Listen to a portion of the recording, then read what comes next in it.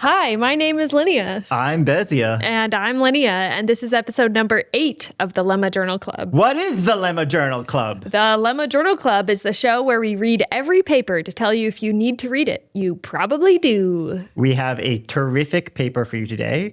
We are talking about reconstruction of distinct vertebrate gastrulation modes via modulation of key cell behaviors in the chick embryo. This is published in Science Advances in 2023, written by Manly Chuai, Guillermo Najera, Maria Serra. Do you know how to say Maha's first name? Maha. Maha, and Cornelius Wager. Why did you pick this paper?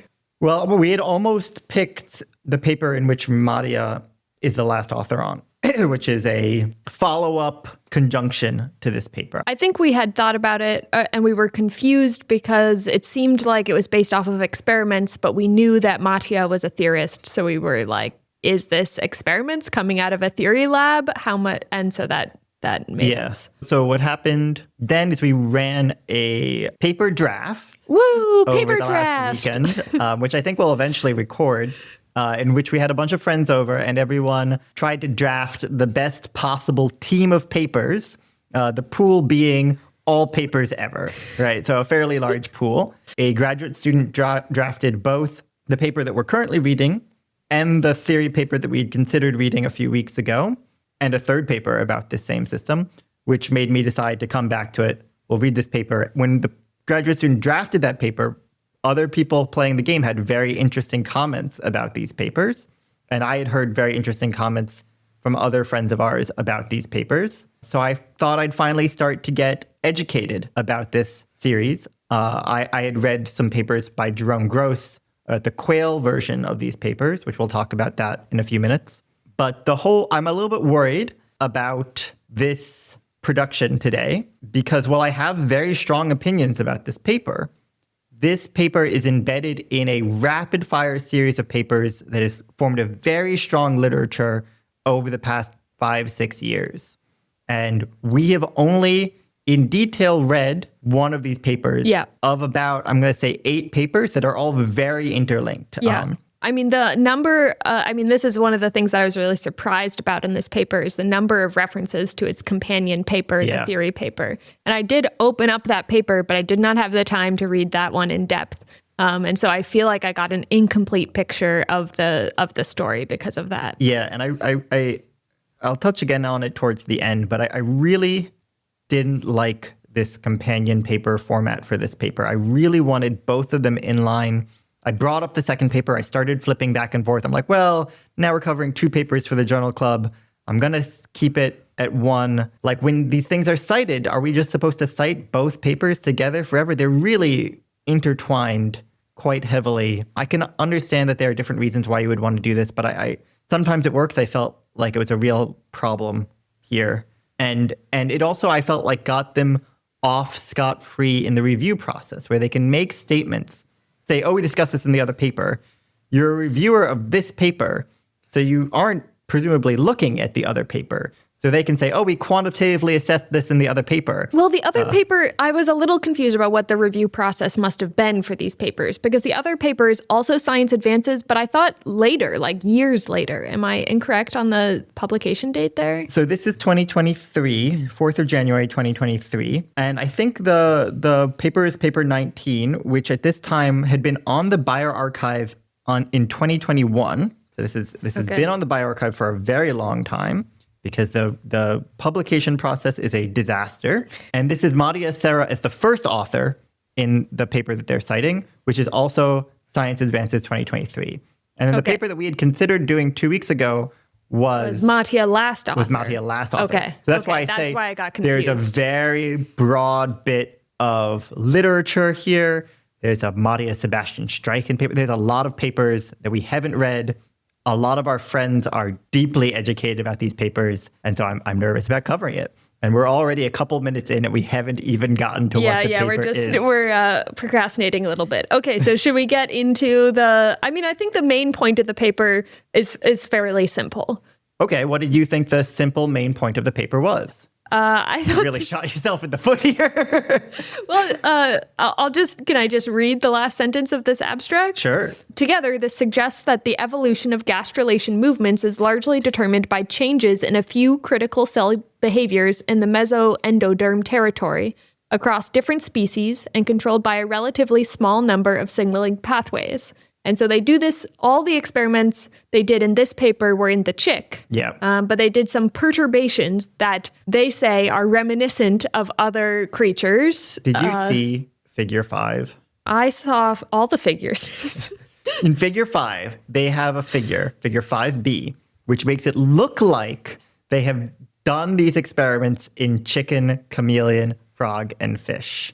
They do say in the figure caption, in parentheses, chick embryos. But I demand that there is a picture of a chicken in every single one of these images. You mean on the right column, you want a little chick next to all of them. Yeah, it's super deceiving to show these images and have a little picture of a chameleon next to the image. But let me just confirm that I'm understanding this correctly. The left image is from the creature that's on the far right. No, I think no images here are ever from any creature other than the chicken. What does it mean by original embryo then?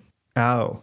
I thought that the chameleon original embryo was the chameleon embryo. Oh, you're right. Yeah. The ones that are under original embryo are... So I think even if they had just flipped the side of this, you might be happier. But you're talking about figure 5A.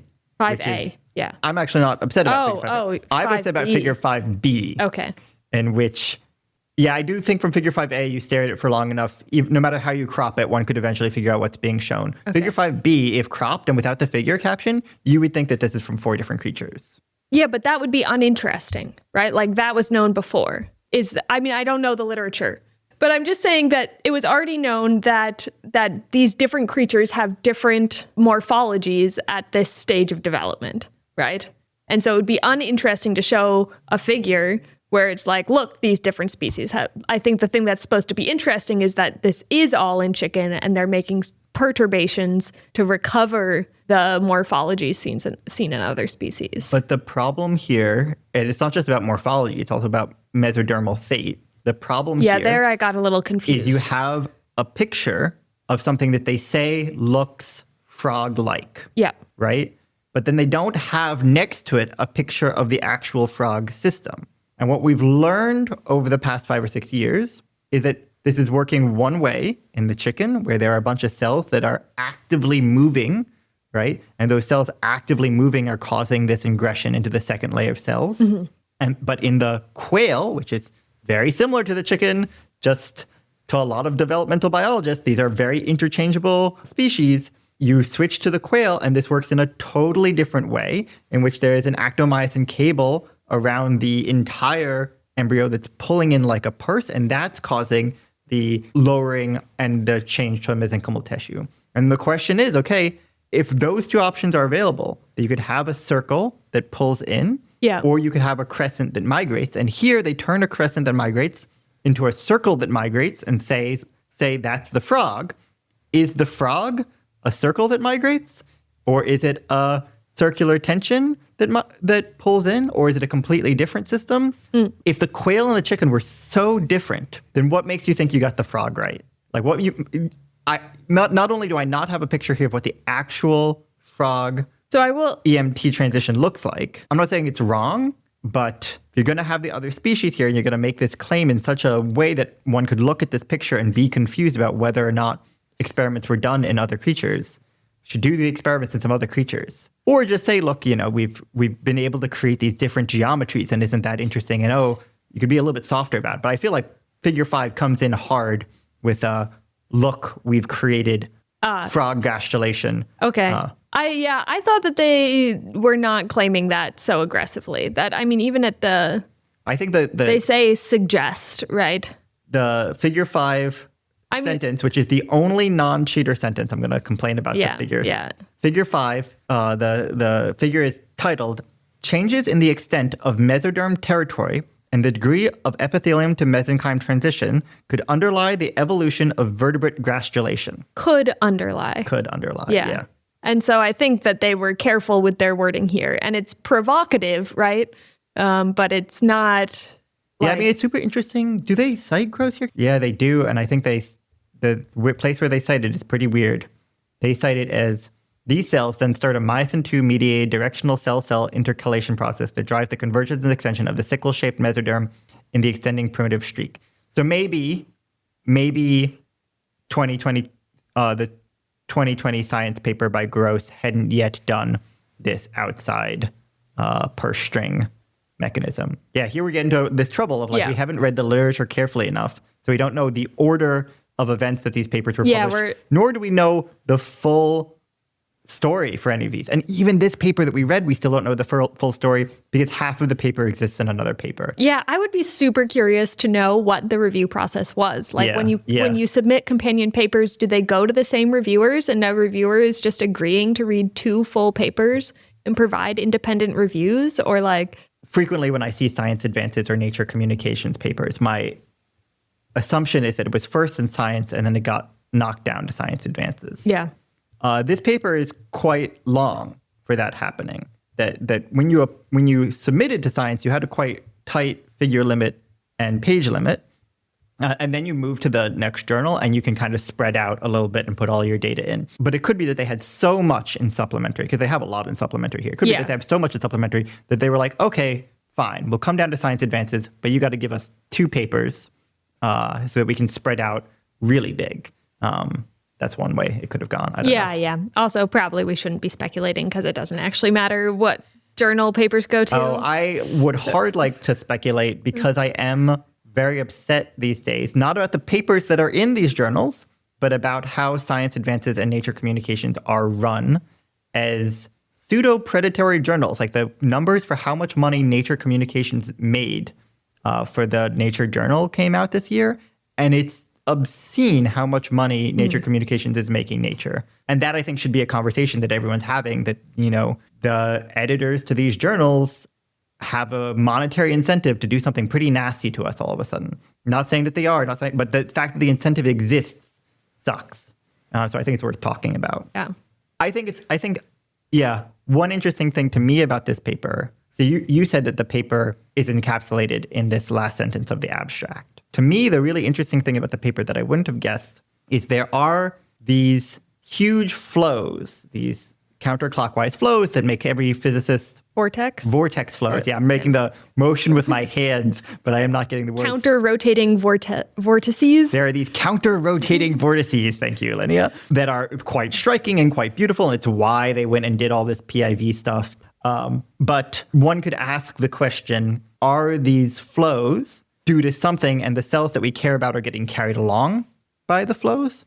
Or are the cells the creators of the flow? Is this an active matter system where the cells are the individual components? And right off the bat, they do like the FGF2 treated embryo, and they see the flows change, right? And so right off the bat, they can say, hey, look, it is the cells themselves getting to the right place. That's the flow. They're not just along for the ride. And we can, by using these different inhibitors, change the flow system. And that, to me, is the point of this paper. Yeah, I guess I didn't take away that as the point because I don't totally understand how they showed that. Like, I still don't understand what this FGF, it's not an inhibitor, right? It's a promotion of this FGF inhibits something. Fibroblast. And you're saying that changes the movement of the cells? Like, that's where that's why I'm going to this high level thing of what the paper is about. They do 2 things. One is they use an FGF receptor inhibitor, which is a huge perturbation. So a lot of these drugs are enormous perturbations. Yeah. And so I'm pretty skeptical about everything that you ever learned from these giant drugs, but they use an FGF receptor and they lose tissue flows completely. Okay, yes. So that's this. They have a supplementary figure for this, but they don't show that in the main figure. Yeah.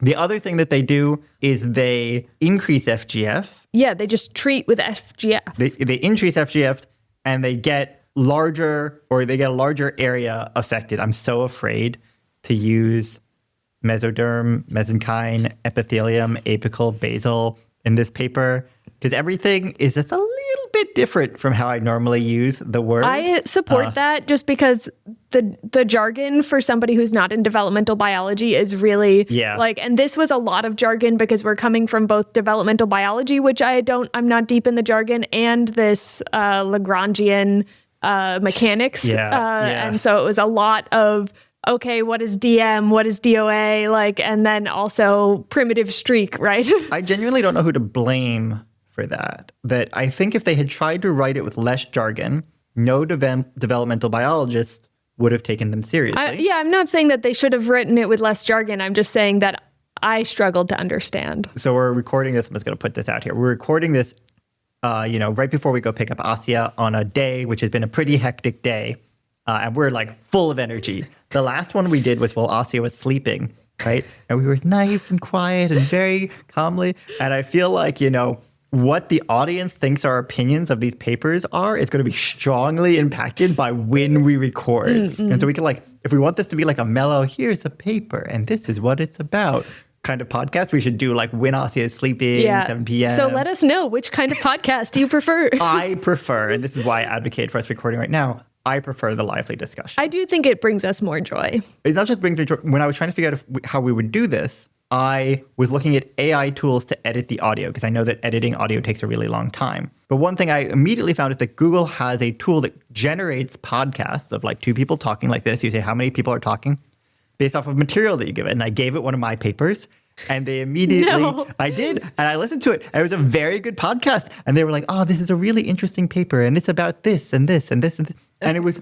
And the only thing that I got from it is hey, no journal club in the world has ever been that positive. And so one thing that we get to do as non-AI human beings is be I didn't get this. This was confusing. This is frustrating. Man. But I felt that a lot of this. I know that the mechanism by which the drug, I'm just going to finish up what I thought the point of the paper was. The mechanism by which the drug makes the cells migrate in a different way, and migrate, a lot of people would disagree with me on that word, but I'm going to keep with it because that's how I'm thinking about it in my mind, is unclear. Okay. But the idea that it is known that very few factor things can completely change how the active matter version of the cells, the rules that they're behaving on, which can completely change the whole system, I think that's really, really cool. But a counter hypothesis to the cells changing their migration pattern and therefore changing the flows is that when you treat with this drug, you change the actin patterning, and this changes the flows without changing it pushes the cells into a new place. Yeah. So I don't think that's a counter example. There is a question of how did you change the active matter programming? Did you change some Turing pattern that changed their information, or did you just immobilize them? Right? Did you get rid of the steering wheel? Did you get rid of the gasoline? Did you get rid of the tires? Did you just blindfold the driver? So what do you think the point of the paper is if it's not? Yeah. So what's the other hypothesis than changing the cell's movement? They can to generate these flows between this kind of avian primitive streak. And this fish frog. I'm sure there's a better word for that. Amniote. I'm not going to have amniote. It's probably super wrong. Fish frog has this, germ ring, and they can change from one to the other by moving FGF signaling to less FGF signaling and more FGF signaling, right? Sure. And so it seems very provocative to me that by moving a single signaling molecule in expression up and down, you're able to move around evolutionarily, right? And that a mechanism by which evolution gets to explore this very wide range of But are you saying that they also show that changing this FGF signaling is changing the individual cell or intercell rules, their active matter rules? And I think if they had, then that's a huge major paper, right? Okay, yeah. If you can show a macroscopic thing to a molecular mechanism. But I think that's too high a bar. They were always but you should... No, I just I thought that's what you were saying. Oh, no. You're saying, I think then we're pretty on board with the same point of the paper. I mean, certainly we're both reading the same paper. So yeah. And then I've got the whole paper highlighted in so much red and so much yellow. Like, you want to pick a topic because I could talk about this for hours and we'd never get anywhere. And some things really pissed me off to the point that I was like foaming and tapping away at my comment. And other things I think are beautiful. At the end of the day, I think the work is awesome. I will say I'm a little bit annoyed by the PIV stuff because it is like a quantitative method and there is no quantification of it. Like, for instance, one very, very low bar example would be figure 1. You measure the mean velocity and the vorticity, and you get a number. Yeah. And you do that for the control situation and for the FGF2 treated situation. And then you say they are significantly different, which is a statement you get to make. You get to make a significant statement when you have quantitative data. And they don't do anything like that in this entire paper.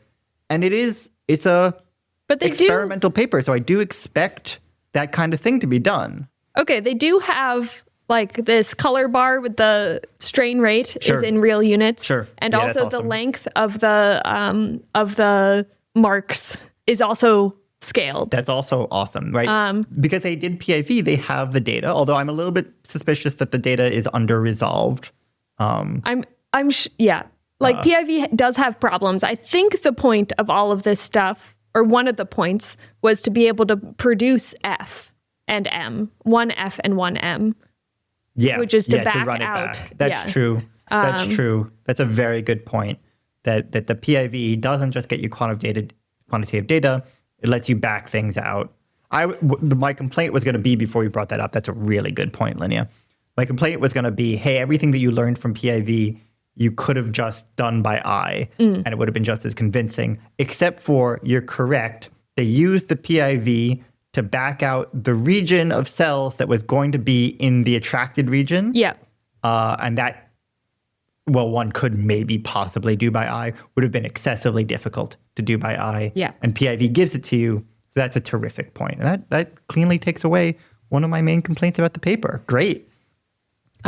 So one confusion. Do you hear our synchronized sigh? Okay. We haven't been doing dinners. We haven't been doing dinners. Yeah.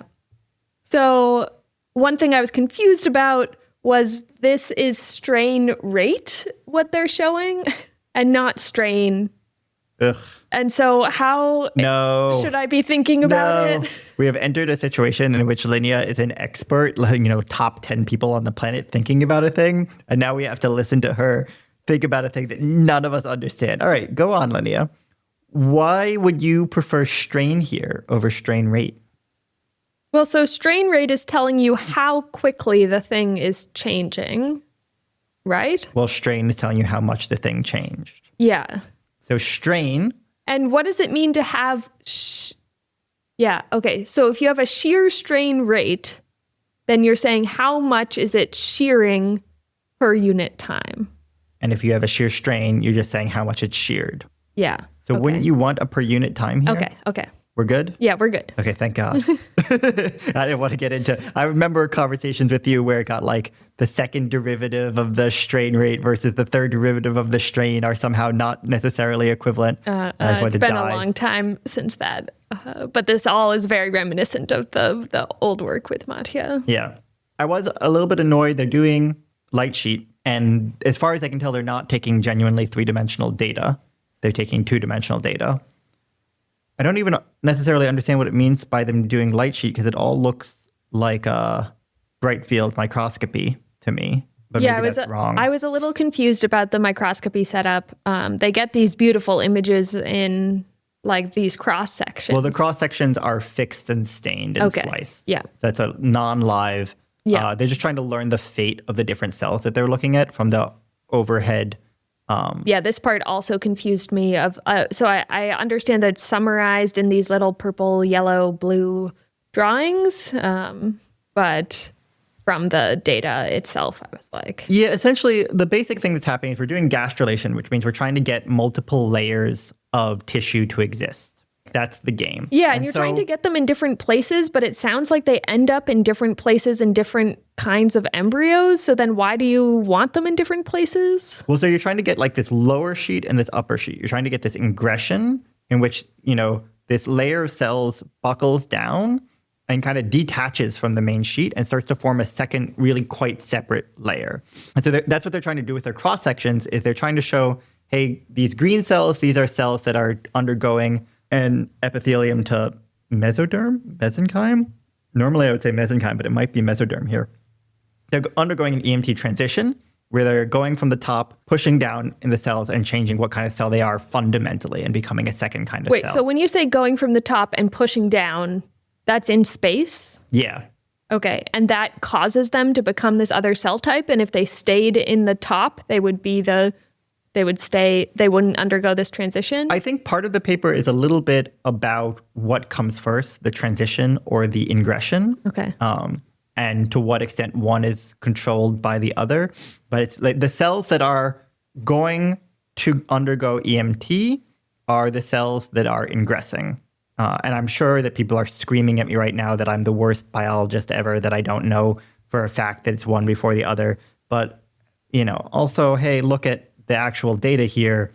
There's a great amount of noise in what cells are getting hit with this SNA1. I usually just call this snail. I think I might not be wrong. No, it's right to say snail. Because I didn't know what SNA1, this was another big confusion that I had to read up on, is what this SNA1 was supposed to be. Again, not trying to call anyone out in case they don't want to have their name mentioned on this podcast, but a friend of ours who just had a kid a few days ago did her PhD on snail. And so I'm quite inundated with snail. I really like snail. Why do you really like snail? It just seems like a thing that tells you if it's going to transition. It is a thing that tells you if it's going to transition. The pathways to it are interesting to me. I see. I'm going to hedge that. We'll maybe talk about it more in another paper. There's another paper that I want to do where it's more relevant. Okay. Is there something else you wanted to talk about? Because at a high level, that is what I got out of this paper. Yeah, that's pretty cool. The strain fields and the strain rate fields and all this stuff, I think, would be much more impactful in the other paper, which we didn't get to read. Yeah. That this is the experimental data for that paper. But the other paper is not an experimental paper. Yeah. It's a theoretical paper. And that creates a statement that I really dislike, where they say towards the end, to quantify these observations, we propose and explore a theoretical model for gastrulation. And that is not what quantifying observations means. Quantifying observations is not creating some math that looks like the observations. You can always create some math that looks like what you're observing. That will always work. Math is broad, right? I'm not saying that the modeling that they do isn't cool. They go on to say very cool things. But the statement that, hey, we don't have quantification in this paper because we have it in our theory paper because theory itself is a quantification is a nutso thing that also makes it completely bulletproof for reviewers. Like, how are you supposed to argue with that? You say, oh, they don't quantify anything. And they say, oh, we do quantify everything in the other paper. It sucks. I do think that, like what you said about the justification. Another thing that they have right above this, sorry, now that I see it, is that they say notably for their model that they're not going to show in this paper, notably providing only the initial experiment distribution of actomyosin cables orientation and active myosin intensity, our model predicts blah, blah, blah, blah, blah. We talked a little bit during the Polscope paper about like people just use macroscopic images to say this is the myosin alignment. This is figure 4, really macroscopic to say this is the myosin alignment. Yeah. We were talking about, oh, it's pretty good to have, 100x image of the myosin, but this is like a 2x image of the myosin, and they're getting myosin alignment from that, and they're getting myosin intensity from this.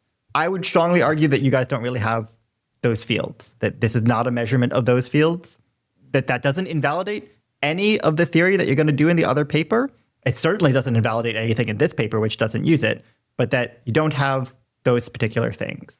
Well, and this is where we didn't read the other paper, so very, flying blind here. But it's super, like the measurement, I think we can agree is super coarse grained, right? Which limits the applicability of the model, right? Which is like, if you're flying very high above the system, then yeah, maybe you're like, you can capture things from these initial very fuzzy fields. Yeah. And but we're not getting down to molecular mechanisms. Yeah. So their theory is really not like a very active matter-y theory, and it's more of like an attractor-repulsor theory, which maybe we'll do just because I was thinking about this morning, I really love the idea of attractor-repulsor theories in biology. Have you read my and Mattia's active pneumatics paper? I think I have, and I love that too. But I maybe I should go back and reread that, because the reason why I've been loving it recently is I saw some of these simulations of the three-body problem with a little bit of viscosity, so that any particle injected into the three-body problem eventually falls onto one of the three gravitational bodies. And I saw the initial snapshot of the chaotic looking, but not actually chaotic, the chaotic looking regions of you're going to fall into body 1, you're going to fall into body 2, you're going to fall into body 3. And that was deeply beautiful to me. And because of that, I'm starting to see tremendous beauty in these attractor models, such that I think all of a sudden I'm starting to see tremendous beauty in systems like this. Yeah. And so maybe we'll actually... I think this is Mattia's magic, is this Lagrangian... like looking at things from this Lagrangian perspective, like brings a new level of aesthetic beauty to the system. But I think I was not sold on this. Yeah. Where I was like, oh, that's really, really beautiful. Okay. And then because they don't have the model in here, it's not clear to me what we learned from the model other than it's a beautiful model. But how could we talk about that? Because that's not really what the paper is. I don't know that it's a beautiful model because I have not read that paper. I opened the paper. And then, you had read the abstract as the point of the paper. I have highlighted the last paragraph as the point of the paper, in which they say, our experiments suggest that adjusting the extension of the mesendoderm territory from a ring to a crescent and regulating the capacity of these cells to undergo cell ingression are enough to invoke large morphogenetic changes reminiscent of other gastrulation modes. That's, I think, the point. And then I want to talk a little bit about BMP, in which they do similar things, but they make a slightly different statement about BMP, which is we started this out by saying, to what extent have you really made the chicken look like a frog versus to what extent is like the frog actually look like a quail, right? Yeah. And one thing that they do is they try to look really carefully at cell fate, right? Again, are you expressing snail? Are you changing to the second layer of cells here? And they suggest that by blocking BMP, they don't just make the chick embryo move in the shape of a frog. They actually converted tissue identities to look more like the frog's tissue identities. In my notes, I use the correct terms for here of endodermal, blastopore, and shit like this. But I think I'm trying to just say more normal words here, especially because, you're not from this field. People are going to be super mad at me. They're going to be like, you don't know any developmental biology and you've been studying developmental biology for as long I appreciate it. Those of us who are not from developmental biology. I was thinking about while I was reading this, that this felt a lot like reading active matter papers in the last year of my PhD. I've now been studying developmental biology roughly the same amount of time that I was studying active matter. Yeah. I would like them to do this strain mapping history of cells for a frog or a quail or whatever. So to see if the changes that they're seeing in the chicken are actually the same, are the flows in these perturbed systems the same as the flows in the original systems? I believe, if I'm not wrong, and we'll go back and check the tapes, that this exact statement is how I started the discussion to this paper. So I agree with you. But I'm not saying that and it they should should put that in figure 5. I'm not saying that it should be in the paper. I'm saying that's the experiment. That's true. That's true. I'm also not suggesting that it should be in the paper. I just want them to change the symbol to make it more clear that each embryo is actually a chicken. Yeah, because they've done a lot in this paper. It's already a huge paper. It would be fun. This is something. I guess the question in my mind is how hard is it to get a xenopus embryo or a zebrafish embryo or chameleon embryo at this stage? That's a question that I have. Yeah, I have no If it's very easy to get the embryos at these stages, I have all these creatures around me. I can do this, right? Yeah. But the chameleon gestation period is something like 180 days or something out of this world, right? It could be that getting the timing for this gastrulation bit right here at the very beginning is super hard. Okay. I thought that this was going to be a much more negative episode. And actually, I think we've ended up quite positive on this paper after discussing it. You really sold me with saying, hey, the point of the PIV is to back out in the initial picture, what is the attractor population? And that really, in the middle of talking about this paper, completely shifted what this paper is to me. So I'm walking away from this. That's why we read papers and talk about them together. Yeah. I'm walking away from this with a radically different idea about this paper. Yeah, there's still a lot I don't understand. That's my biggest complaint about the paper is that I have this high level point of the paper. I think I've walked away with that. But yeah, just to harp on the use sentences as your figure titles. Oh, they did. They did use sentences as their figure titles. No, they did not. Oh, they absolutely did. They were complete cop-outs, but... No, characterization of gastrulation in embryos after perturbation. Why did I think that characterization got to be... There's no... This is not a sentence. Figure 1, not a sentence. Figure 2, not a sentence. Figure 3, not a sentence. Figure as somebody 4, outside the field, it made it hard to know what the point of every I will say every figure starts with the letter C. It's characterization, Beautiful. comparison, and changes. Yeah, figures being sentences seems to be not a thing people have been harping on these days. We really go into that in the journal pub. I will say before we end, we have a poll on the Patreon for what paper we should cover for episode 10. Episode 10. If you're listening to this, you can probably still vote because we're not recording episode 10 for another week and a half. We're going to do it at Thanksgiving, I think is when we're recording episode 10. There are 5 papers up. One of those papers is the theory paper for this experimental paper. So if you want us to discuss the theory paper for this experimental paper, go to the Patreon and vote for that paper. And if you don't want to talk about this anymore, because it is an incredibly opaque... I mean, did we ever talk that we're talking about a chicken egg? We're talking about the first few hours of incubation in which a very thin layer of cells becomes a 2-layer, it starts as a 1-layer pancake and it ends as kind of a 2-layer pancake where there's 2 types of cells now. And that's the very beginning of the developmental process. Did we ever say that? I think you hinted to it at some point, but we did not set ourselves up well at the beginning here. So that's what gastrulation is. Yeah. So if you knew what gastrulation was coming in, then you were probably following along. And if not, then... which brings us, I think, to our last thing before you go pick up Asya, which is that we have 2 things to talk to Asya about before we go.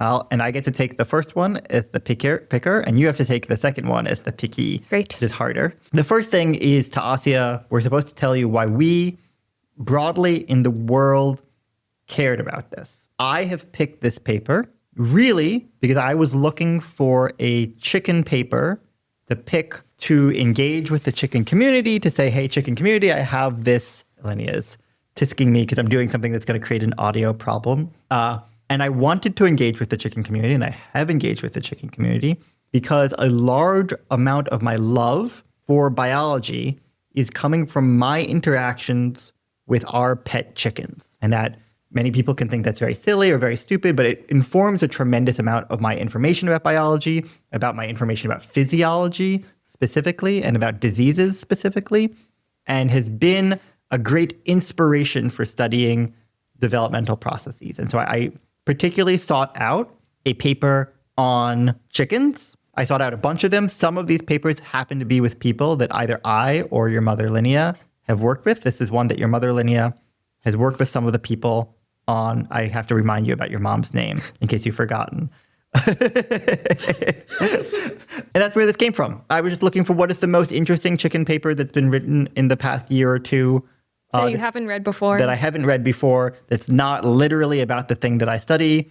And so that's broadly why your parents cared about this. Is your father really fell in love with biology through the lens of a very particular organism. And even 7 years down the line of researching this organism, still feels that it's a tremendously fun way to learn about new things in biology. And so I'll take the question of specifically, scientifically, what was this paper about? And yeah, I'm trying to explain this to Asya. And yeah, so this paper is about, it was already known that there's a great diversity of dynamics that are happening at the very beginning of development, of the development of a creature. And this paper is trying to understand where that diversity is coming from and why it happened. So yeah, this paper is in the evolutionary biology section of Science Advances. What they do is they use the chick, this organism that your dad loves so much, and small perturbations to the chick embryo to generate the same, or possibly the same, diversity that is seen in biology, in evolution. And so this is, pretty provocative to me. I just had a mini heart attack while you were doing that. I'm now looking at like all the levels and everything, and I had a mini heart attack. But this whole time we hadn't been recording, which we have been. Okay. But I like literally, my heart would. It's okay. If we weren't recording, we would do a different paper. Sometimes we do, and you guys don't get to hear it. We love doing this. Send us feedback. Send this to your friends, or don't. I don't think we mind at this point. We're pretty happy with it, and the few people who are listening to it, it makes us happy to talk to them about it. It's time to go get Asya. Yep. And we'll see you next week. Bye. Bye.